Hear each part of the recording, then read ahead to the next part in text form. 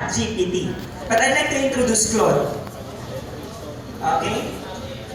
Because Claude has a very unique database as compared with ChatGPT. Although there are some limitations that Claude cannot perform, there are certain things that Claude cannot perform, but ChatGPT can. But there are also things that ChatGPT cannot, which Claude would offer you, especially if it's educational related. So this one is, I think, applicable to all of us. Si Claude, pwede ka kita-usap. So this AI is an advanced language model designed to understand and generate human-like text. So its potential educational applications include the following. Personalized learning. Okay? So personalized learning, adaptive content generation, interactive tutoring. You can talk with Claude. You can command Claude to do something, but you need to be very specific with your instruction. For example,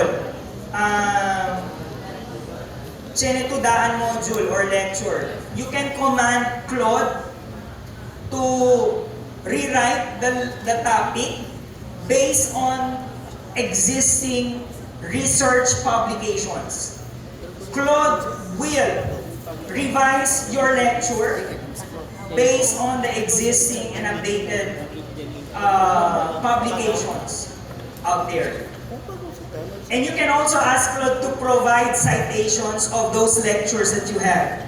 Tiyan ito mga lectures na may mga citations, you think to establish integrity, you can ask Claude, provide citations to those claims that I had in the lecture, or to those definitions and so on and so forth.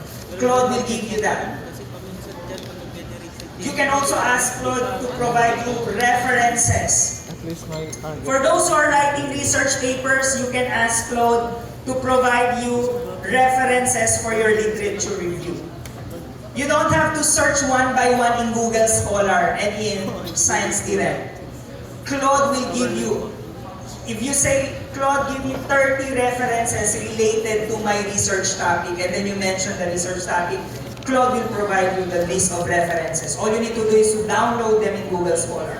Search for these references in Google Scholar, download them, and dito trabaho. So si Claude is useful for doing that.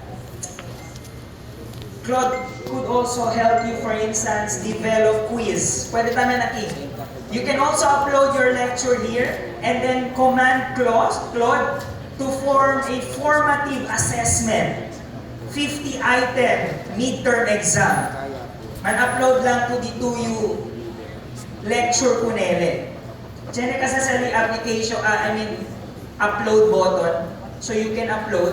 So all you need to do is to review yan lang po na dito yung paper. There are instances where I encountered that I needed to revise the statements, that I needed to remove some items, and that I needed to revise the choices in a multiple choice. So again, dito yung responsibility as teachers. Si Claude will help us with that.